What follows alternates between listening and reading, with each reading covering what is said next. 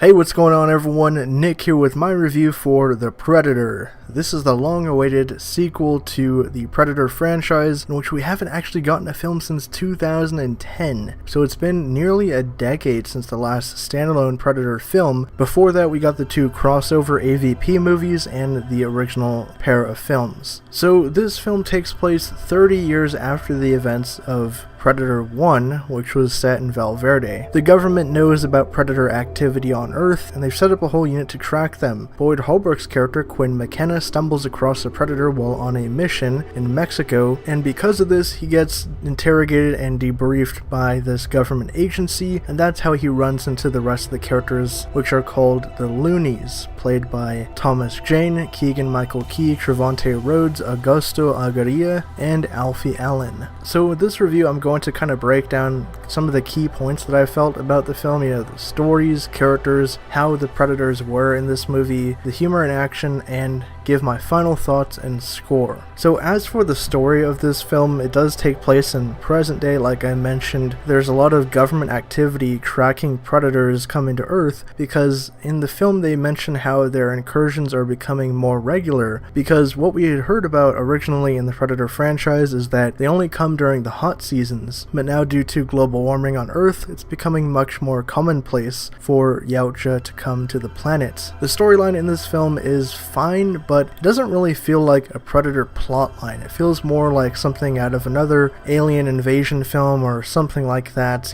There's no element of the hunt in the film that we come to recognize from other Predator films, and it also moves much too fast in my opinion. I felt like the pacing with this film gave you no time to breathe really, which could be a good thing and also could be a bad thing, because there's not really any point in the film that's necessarily boring, but there's not much of the story actually being fleshed out beyond a couple conversations here and there, but really characters don't really get a lot of time to kind of talk about what's happening, which I fondly remember from the first two Predator films and even the 2010 movie. The characters are also actually pretty interesting in this film, although they aren't as fleshed out as I would have liked them, because in all previous Predator films we get to know the characters quite well, and while it is sad when some of these characters do meet their end in the film, I still don't feel like I really connect to a lot of them. Even though there are really funny sequences involving all the characters in the Loonies, and Agent Traeger played by Sterling K. Brown, who is kind of the human antagonist. As for the Predators in this film, we have one who's kind of a normal Predator, dubbed the Fugitive, who's running away from something on Earth,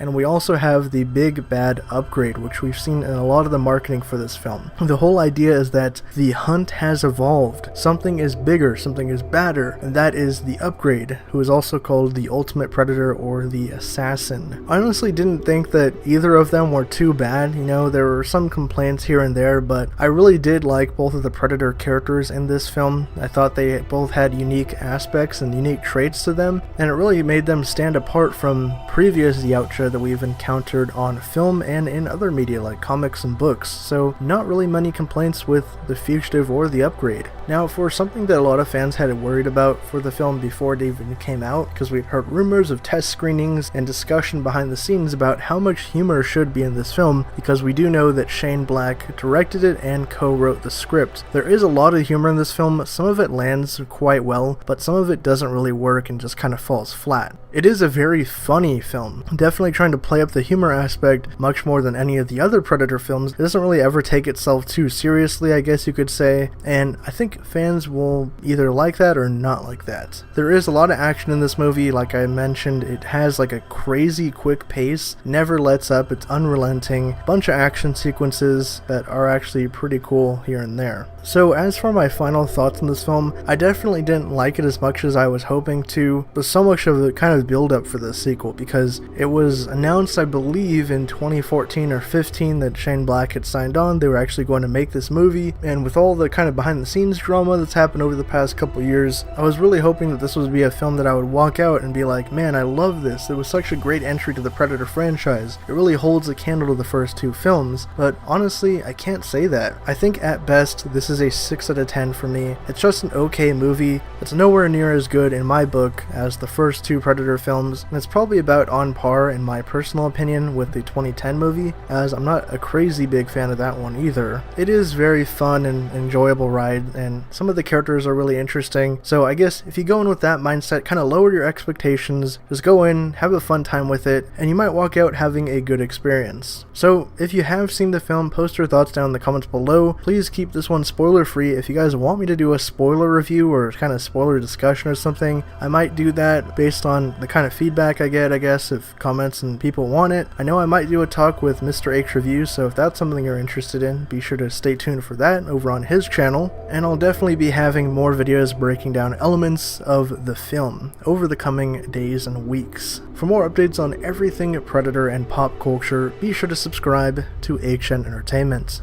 HN Entertainment.